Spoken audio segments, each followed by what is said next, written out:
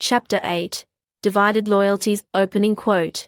The chains of loyalty bind us to the past, but the choices we make in the present forge the links of our future. King William Adler, Address to the Texan Parliament, 2044 news article. The Austin Star headline, Texas monarchy faces internal strife. Noble rebellion challenges King Adler's authority amidst ley-line disputes. Austin, Texas, August 10, 2044. King William Adler's rule over the Republic of Texas faces its most significant challenge yet as a faction of powerful nobles openly questions his authority and policies. The dissent stems from Adler's handling of the escalating conflict with the Confederated Free States, or CFS, over control of key ley-line nodes in the disputed Wild Wastes region. Historically, the Wild Wastes have been a contested frontier, rich in ley-line energy and strategically critical as a buffer zone between Texas and the sea. This region has been the site of numerous skirmishes and proxy conflicts, with both sides vying for control. During the ley-line wars of 2030, the Wild Wastes were a key battleground where control shifted repeatedly, leaving scars both physical and political. These past struggles continue to shape the deep-seated mistrust and strategic posturing that drive the current tensions. Among the nobles, memories of these conflicts fuel arguments for caution and restraint, particularly among those whose families suffered losses or saw their estates devastated during the ley-line wars. For the populace, the scars of these battles are a constant reminder of the fragility of peace, fostering both wariness of aggression and frustration at the ongoing instability in the region. The ley lines coursing through the area not only power advanced technologies but also hold the key to maintaining dominance in the region. Whoever controls the Wild Wastes effectively dictates the energy flow and political stability across the Southern Territories, making it a flashpoint for conflict. The rebel nobles, led by Duke Alexander Hawthorne, argue that Adler's aggressive stance risks plunging Texas into a devastating war and jeopardizes their traditional values. They accuse Adler of prioritizing his ambition for a unified Texas over the well-being of the people and accuse him of aligning too closely with the remnants of the Phoenix Initiative. The rebellion has sparked widespread unrest and fears of a civil war within Texas. Intro Extra, excerpt from a Resistance Intelligence Assessment subject, Analysis of the Texan Noble Rebellion date, August 12, 2040 for classification, confidential key observations, ley-line disputes, the escalating conflict between Texas and the CFS over control of key ley-line nodes in the Wild Wastes is the primary catalyst for the Noble Rebellion. The rebel nobles believe that Adler's aggressive stance is reckless and endangers Texas's stability. Traditional values versus modernization.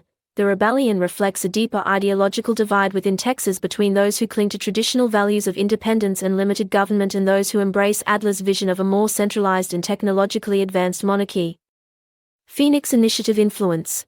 Whispers of the Phoenix Initiative's involvement in the conflict fuel the nobles' distrust of Adler. Specific allegations include the employment of former initiative scientists in key advisory roles, where they oversee the development of cutting-edge ley-line technologies and strategic input on energy infrastructure projects. These roles have granted them considerable influence within Adler's administration, heightening suspicions about their true intentions. Additionally, the sudden appearance of advanced ley-line technology that closely resembles experiments carried out by the initiative has further fueled fears that Adler's government may be leveraging unethical methods for rapid technological gains. These connections, while circumstantial, have been enough to stoke fears that Adler may be influenced by remnants of the initiative's dark legacy. They fear he is repeating the mistakes of the past, allowing the remnants of the initiative to manipulate events for their own gain. Potential outcomes. 1. Negotiated settlement. Adler could seek a negotiated settlement with the rebel nobles, addressing their concerns and potentially ceding some control over ley-line management. 2. Civil war. If negotiations fail, the rebellion could escalate into a full-blown civil war, weakening Texas and leaving it vulnerable to external threats. Recommendations. 1. Monitor the situation. The resistance should closely monitor the situation in Texas, gathering intelligence and assessing potential opportunities for intervention. 2. Exploit divisions. The rebellion presents an opportunity to exploit divisions within Texas, potentially weakening Adler's power and preventing him from aligning with the remnants of the Phoenix Initiative. Narrative timestamp, August 15, 2044, Royal Palace, Austin, Texas. The Grand Hall of the Royal Palace buzzed with attention that was as palpable as the humid Texas air. Sunlight streamed through the stained glass windows, casting colorful patterns onto the polished marble floor, but the beauty of the setting did little to dispel the unease that hung over the gathering. King William Adler, his tall frame clad in a simple military uniform, stood at the head of the long table, his gaze sweeping over the assembled nobles, his face a mask of controlled frustration. Journal entry: King William Adler. Date: August 15, 2044. The vipers in my own court hiss their discontent, their loyalty is thin as the summer silk they drape themselves in. Hawthorne, the serpent at their head, his ambition as boundless as the Texas plains, speaks of tradition, of the sanctity of the Texan way of life, but I see the glint of greed in his eyes, the hunger for power that masks itself as righteous indignation. They accuse me of recklessness, of warmongering, yet they fail to grasp the precariousness of our position. The CFS encroaches upon our borders, their claims to the wild wastes growing bolder with each passing day. The ley lines, the lifeblood of our nation, pulse with an energy that can sustain us or destroy us, and those who control them hold the fate of Texas in their hands. I will not yield to their demands. I will not surrender the hard-won unity of Texas to appease their petty ambitions. I will fight for the future of our nation, even if it means turning against those who claim to be my allies. Narrative: Duke Alexander Hawthorne, his silver hair swept back from his forehead, his eyes narrowed, rose from his seat, his voice dripping with disdain. Your Majesty, he began, his words echoing through the hall, your pursuit of absolute control over the ley lines risks plunging our nation into a needless war with the CFS. They are our neighbors, our kin, bound to us by ties of blood and history. To shed Texan blood over these disputed territories is madness. A murmur of agreement rippled through the assembled nobles, many of whom shared Hawthorne's concerns about Adler's increasingly authoritarian rule. Adler met Hawthorne's gaze, his voice calm but firm. Duke Hawthorne, your concern for Texan lives is commendable, but I assure you, my actions are driven solely by the need to secure the future of our nation. Just last month, a skirmish on the CFS border saw the destruction of a key relay station, a lifeline for hundreds of settlements in southern Texas. Without control of the ley lines, our infrastructure, our people's safety, and our economy are left vulnerable to sabotage and exploitation. For instance, earlier this year, a coordinated attack by unknown actors on a ley line substation caused widespread blackouts across southern Texas, leaving thousands without power and halting critical supply chains. Such incidents highlight the urgent need to secure these vital resources against further threats. The ley lines are not simply a source of energy, they are the very foundation of our prosperity, our security, our way of life. And yet, Your Majesty, another noble interjected, Lady Isabella Beaumont, her voice sharp with accusation, there are whispers that your interest in these ley lines goes beyond mere energy needs. Whispers of alliances with those who seek to control, not empower. Whispers of the Phoenix Initiative's shadow lingering over Texas. Some nobles claim to have seen shipments of advanced technology being delivered to Adler's private labs, equipment eerily similar to devices used during the initiative's experiment. Others point to the abrupt reassignment of loyalist advisors in favor of individuals with suspiciously opaque backgrounds, further fueling speculation of initiative ties. The mention of the Phoenix Initiative sent a chill through the hall. The memories of the initiative's reign of terror, its twisted experiments, its ambitions for global domination, were still fresh wounds in the minds of those who had fought to overthrow them. Adler's face hardened. Lady Beaumont, your accusations are unfounded and dangerous. The Phoenix Initiative is a relic of the past, its influence shattered, its leaders vanquished. To suggest that I would align myself with those who sought to enslave humanity is an insult to my honor and a threat to the unity of Texas. Yet, Your Majesty, Hawthorne pressed, his voice a silken thread laced with steel, how do we explain the presence of former initiative scientists within your court? How do we explain the rapid advancements in ley line technology, advancements that mirror the initiative's dark experiments? How do we reconcile your actions with the principles of freedom and independence upon which Texas was founded? The hall fell silent, the tension thick enough to cut with a knife. Adler stood, his gaze unwavering, a storm brewing behind his calm facade. He knew that the rebellion was more than just a dispute over ley lines, it was a challenge to his authority, a questioning of his vision for Texas. And he would not back down. Duke Hawthorne, Lady Beaumont, your concerns have been heard, Adler said, his voice measured but firm. However, I will not be swayed by fear or unfounded accusations. My path is clear, my resolve unwavering. I will lead Texas to a future of strength and prosperity, a future where we stand united against those who seek to divide us. And those who doubt my leadership, who question my loyalty to Texas, will face the consequences of their actions. Outro extra. Excerpt from a resistance strategy memo subject. Exploiting Texan divisions. Operation Lone Star date. August 20, 2040 for classification. Top secret analysis. The Noble Rebellion in Texas presents a unique opportunity to weaken Adler's grip on power and prevent him from aligning with the remnants of the Phoenix Initiative. This aligns with the Resistance's broader goals of combating authoritarian regimes globally and ensuring that control over critical ley-line regions remains decentralized. However, aligning with the rebel nobles raises ethical questions, as their values may not fully align with those of the Resistance. Supporting factions with their own agendas could risk empowering groups that might later act against the Resistance's principles of freedom and equality, creating potential long-term conflicts.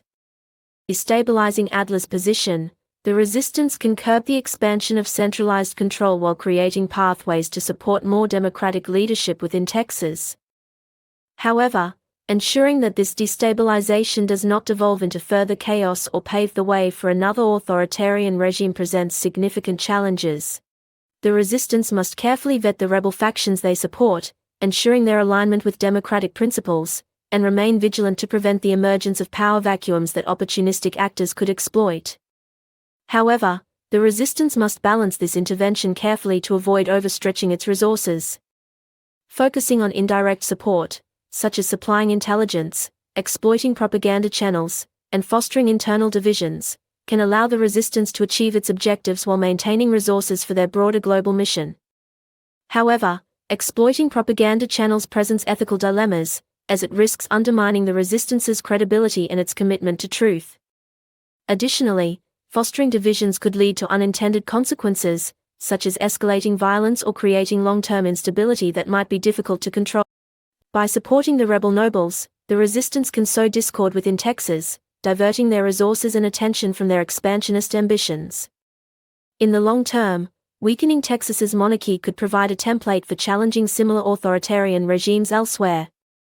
Moreover, such discord may deter Adler's government from forging alliances with other centralized powers, preserving opportunities for more democratic factions to emerge across ley-line regions.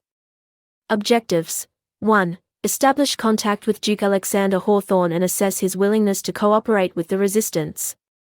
2. Provide the rebel nobles with intelligence, logistical support, and potentially even military assistance. 3. Exploit propaganda channels to expose Adler's ties to former initiative personnel and highlight his authoritarian tendencies. Risks: direct involvement in Texan internal affairs could alienate potential allies and draw the Resistance into a protracted conflict. For instance, independent factions within the Confederated Free States, or CFS, who share a common goal of opposing centralized power, might view Resistance meddling as hypocritical or overreaching. Furthermore, past interventions in territories like Kaipan have resulted in long-term political fallout, straining alliances and complicating future operations. For instance, independent factions within the Confederated Free States, or CFS, who share a common goal of opposing centralized power, might view Resistance meddling as hypocritical or overreaching. Furthermore, past interventions in territories like Kaipan have resulted in long-term political fallout, straining alliances and complicating future operations. Hawthorne and the rebel nobles may have their own agendas, which could ultimately conflict with the Resistance's goals. Recommendations: 1. Proceed with caution, carefully assessing the risks and benefits of intervention. 2. Prioritize gathering intelligence and establishing secure communication channels with the rebel nobles before committing to any direct support. Outro quote. Loyalty is a double-edged sword. It can bind us to noble causes, but it can also blind us to the dangers of misplaced trust. The choices we make in the name of loyalty determine not only our own fate, but the fate of those we swear to protect. Sofia Alvarez, Resistance Broadcast, 2040. Chapter 9. Shattered Alliances, opening quote. The enemy of my enemy is not my friend. He is merely the enemy I face today, while the true enemy waits in the shadows. Cleopatra 7, a clone. Nordic Alliance Declarations, 2044 news article. The Dallas Dispatch headline. Texas CFS border erupts in violence. Initiative involvement suspected as peace talks collapse. Dallas, Texas, September 20, 2044. The fragile peace between the Republic of Texas and the Confederated Free States, or CFS, has shattered, as a series of violent skirmishes have erupted along their heavily fortified border near the wild wastes. The escalating conflict has dashed hopes for a negotiated settlement to the long-standing dispute over control of vital ley line nodes in the region.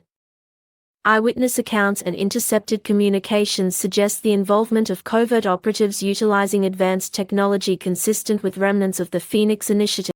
The violence has sparked widespread panic and fueled accusations of betrayal on both sides, jeopardizing the already tenuous stability of the region. The international community is calling for an immediate ceasefire and an independent investigation into the alleged initiative involvement. Intro Extra. Excerpt from a classified resistance intelligence report. Subject: Analysis of Texas CFS border clashes. Date: September 21, 2040. For classification: Top Secret Assessment. The recent outbreak of violence along the Texas CFS border is a deeply concerning development, with potentially catastrophic consequences for the region and beyond. Evidence points to a deliberate escalation of the conflict, orchestrated by forces seeking to exploit existing tensions and undermine the fragile peace. Key observations: Initiative tactics. The tactics employed in the border clashes, including the use of advanced weaponry, coordinated infiltration strategies, and targeted disinformation campaigns, bear striking similarities to those previously employed by the Phoenix Initiative. Ley line disruptions. Reports of localized ley line disruptions coinciding with the attacks suggest an attempt to destabilize the region and further escalate the conflict. Propaganda warfare. Both Texan and CFS media outlets are engaged in aggressive propaganda campaigns, accusing each other of instigating the violence and aligning with the remnants of the initiative. This information warfare is exacerbating tensions and hindering efforts to de-escalate the situation. Potential implications. 1. Regional destabilization. Continued conflict between Texas and the CFS could destabilize the entire North American region, potentially drawing other factions into the conflict and creating a humanitarian crisis. 2. Initiative resurgence. The border clashes provide the remnants of the Phoenix Initiative with an opportunity to exploit the chaos and potentially reassert their influence. Recommendations. 1. Expose initiative involvement. The resistance must prioritize gathering and disseminating irrefutable evidence of the initiative's involvement in the border clashes. 2. Counterpropaganda efforts. Launch a coordinated counterpropaganda campaign to expose the disinformation being spread by both Texan and CFS media outlets and to promote a message of peace and unity. 3. Facilitate dialogue. Seek to establish back channels of communication between moderate elements within both Texas and the CFS to explore avenues for de-escalation and dialogue. Narrative timestamp: September 25, 2044, Resistance Headquarters, Geneva, Switzerland. The atmosphere within the Resistance's Geneva headquarters was heavy with a tension that mirrored the storm clouds gathering over the city. Rain lashed against the windows, mirroring the turbulence that had engulfed the world. The main conference room, usually a hub of strategic planning and coordinated action, was now filled with a grim silence, punctuated only by the occasional frustrated sigh or the sharp staccato of fingers tapping on keyboards. Journal entry: Anya Volkov. Date: September 25, 2044. The map on the wall, once a symbol of our victories against the initiative, now mocks us with its blinking red lights, each pulse a reminder of the violence erupting along the Texas CFS border.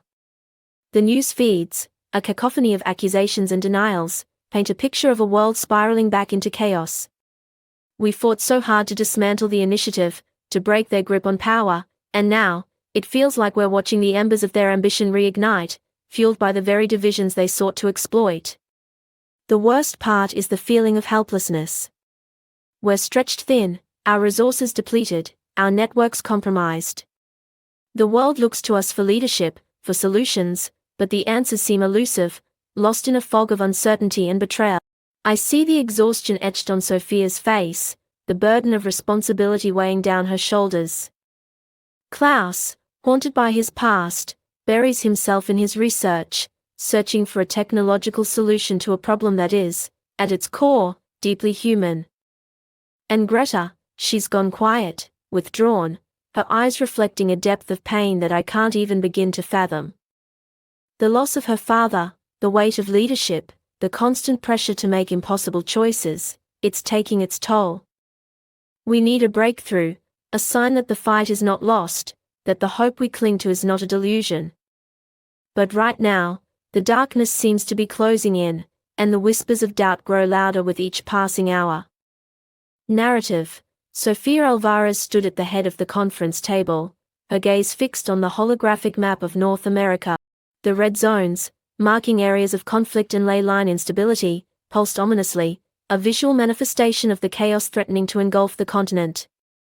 She turned to the assembled resistance leaders, her voice weary but resolute. "The situation is dire," she said, her words echoing the grim expressions on the faces around the table. "The Texas CFS conflict is escalating rapidly, and all signs point to the initiative's involvement. They're exploiting existing tensions, manipulating events from the shadows, and profiting from the chaos they create." General Marcus Blackthorne, his scarred face a mask of grim determination, slammed his fist on the table. "We can't let them win," he growled, his voice laced with barely suppressed fury.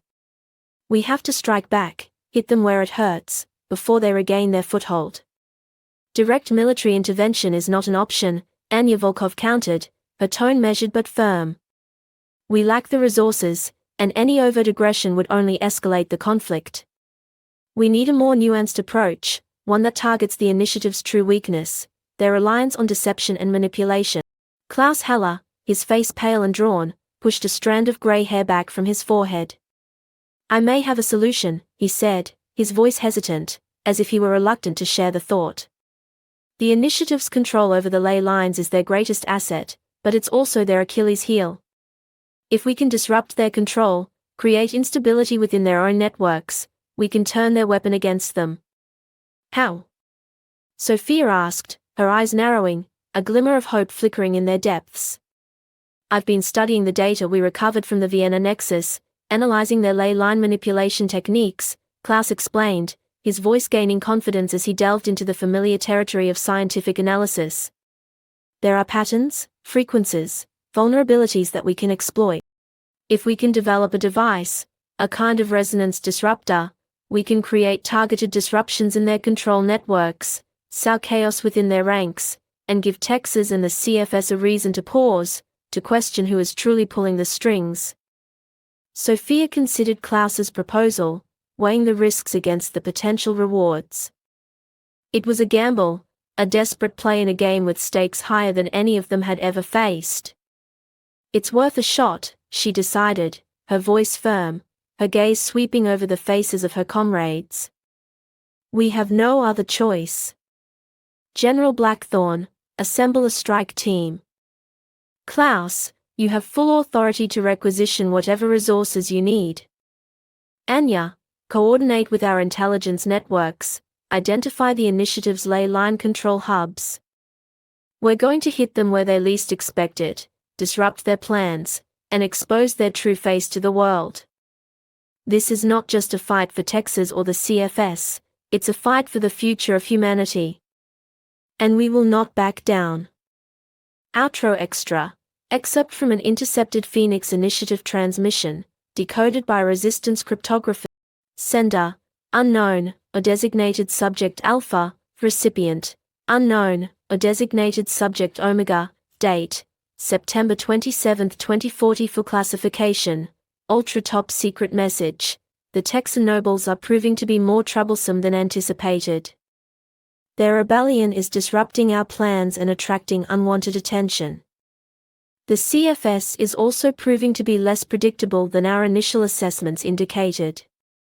Their leadership seems divided, their loyalties uncertain. We must adjust our strategy.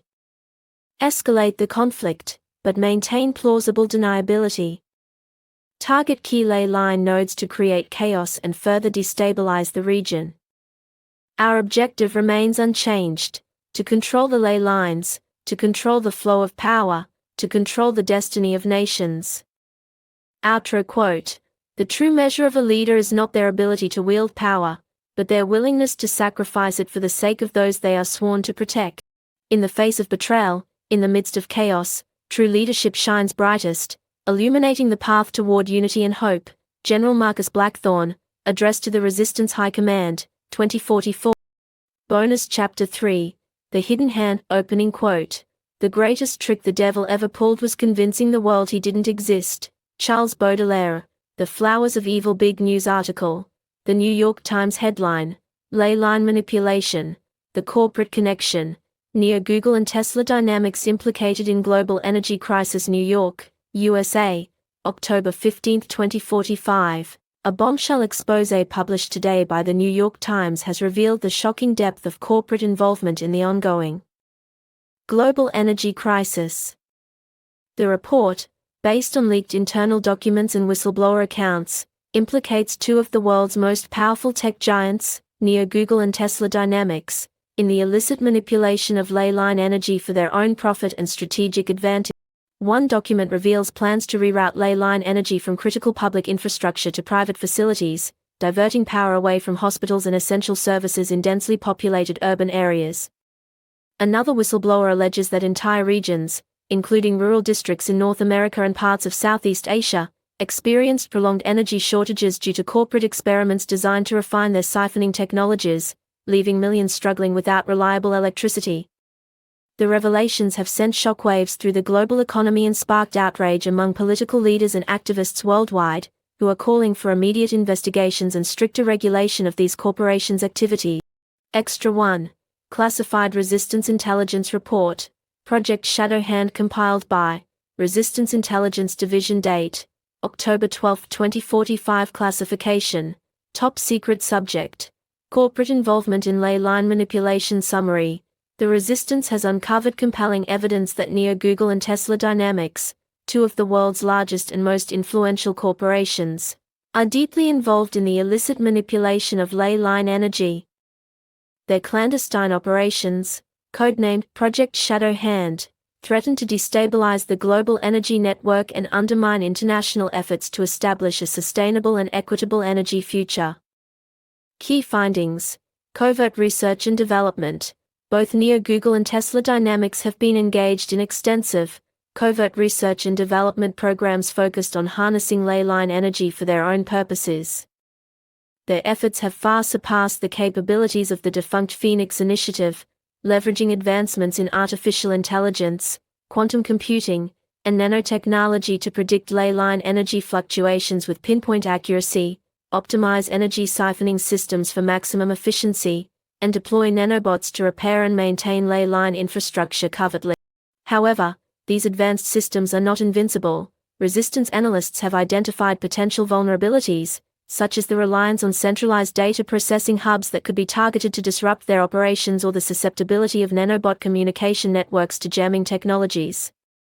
Global network of ley-line control hubs. Neo Google and Tesla Dynamics have established a clandestine network of ley-line control hubs in strategic locations worldwide.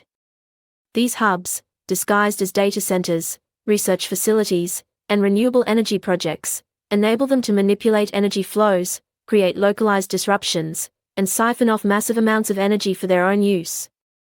For example, a facility in the Texas Wild Wastes was recently linked to a sudden and unexplained blackout that left thousands without power, disrupting hospitals, schools, and businesses. Resistance operatives investigating the site uncovered sophisticated siphoning mechanisms designed to draw massive amounts of energy directly from the ley lines, leaving local communities vulnerable and sparking widespread confusion and unrest. Market manipulation and geopolitical influence. The corporations are using their control over ley-line energy to manipulate global markets, gain a competitive edge in key industries, and exert influence over political decisions. Their actions threaten to exacerbate existing inequalities, such as widening the gap between energy-rich and energy-poor nations, and undermine global efforts like the United Nations Sustainable Energy for All initiative. By monopolizing ley-line resources, these corporations are exacerbating resource inequities, impeding renewable energy development in underprivileged regions, and sidelining international cooperation aimed at equitable energy distribution. International bodies like the United Nations and NGOs such as Global Energy Equity Alliance have issued condemnations, citing the increasing marginalization of vulnerable nations. Protests have erupted in affected areas, with activists calling for urgent reforms and independent oversight to counteract corporate overreach. Extra 2. Leaked near Google internal memo, Project Shadow Hand, Phase 2 date, September 1, 2045. Author, Dr. Anya Sharma, Director of Advanced Energy Research, Neo Google Classification, Confidential, Eyes-Only Subject, Project Shadow Hand, Phase 2 Implementation Executive Summary. Phase 2 of Project Shadow Hand will focus on expanding our control over key ley-line nodes in North America, Europe, and Asia. This strategy not only consolidates energy dominance but also disrupts regional balances of power. In North America, this disruption could escalate existing disputes between energy-dependent states and corporations, potentially sparking economic instability. In Europe, it risks undermining coordinated sustainability efforts among EU nations, particularly those reliant on energy-sharing agreements. Meanwhile, in Asia, targeting ley-line nodes in contested regions could exacerbate territorial disputes, heightening geopolitical tensions between nations such as China, Japan, and India. In North America, targeted nodes could deepen tensions over energy security, while in Europe, they threaten coordinated sustainability efforts. In Asia, the exploitation of ley-line hubs risks inflaming geopolitical rivalries, especially in contested territories. We will leverage our strategic partnerships with governments and energy providers to gain access to critical infrastructure and disguise our activities as legitimate renewable energy projects. By the end of 2046, we aim to control over 50% of the global ley-line energy flow, giving us an unparalleled advantage in the emerging energy market and solidifying Neo Google's position as the dominant force in the 21st century. Key objectives: expand ley-line control hub network, establish new hubs in strategic locations, including the following: North America, Texas, California, Alaska, Europe, Germany, France, UK, Asia, China, Japan, India. Develop advanced energy siphoning technologies. Refine our energy siphoning technologies to increase efficiency and minimize detection by external monitoring systems. Cultivate strategic partnerships. Strengthen relationships with key governments, energy providers, and research institutions to gain access to resources, expertise, and political influence. Extra 3. Intercepted Tesla Dynamics Communication Log, Ley-line Weaponization Program Date, October 9, 2045. Source: intercepted communication between Tesla Dynamics Research Facility, or location unknown, and corporate headquarters in Silicon Valley. Classification: Top Secret Transcript. Speaker 1. Tesla Dynamics Research Facility, we've made significant progress in weaponizing ley-line energy. Our prototype disruptor is capable of generating targeted energy pulses that can disable electronic systems, disrupt communications, and even cause localized seismic events. However, the risks associated with this technology are profound, from accidental disruptions affecting civilian areas to the potential for misuse in escalating geopolitical conflicts. These ethical concerns demand careful consideration, yet secrecy around its development has left these issues unaddressed. We're also developing a prototype energy shield that can deflect ley-line-based attacks and protect critical infrastructure. Speaker 2. Tesla Dynamics Headquarters, excellent work. Proceed with the development program as a top priority. This technology has the potential to be a game changer, giving us a decisive advantage in any future conflict. Maintain strict secrecy. Any leaks could jeopardize our position and attract unwanted attention from governments and international organizations. Extra 4. Whistleblower testimony. Former Neo Google executive exposes corporate conspiracy. Source: interview with Dr. Emily Carter, former head of ethical research at Neo Google, conducted by the New York Times on October 14, 2045. Excerpt: I joined Neo Google because I believed in their mission, their vision of using technology to improve lives. But I soon realized that their pursuit of power had eclipsed any ethical considerations. One pivotal moment came when I discovered internal memos detailing plans to reroute ley-line energy from critical public infrastructure to private corporate ventures. Another was witnessing the abrupt termination of a project focused on sustainable energy solutions, replaced instead with covert programs aimed at monopolizing ley-line access. These incidents made it clear that profit had taken precedence over humanity, pushing me to take a stand and expose the truth. Project Shadow Hand was a turning point.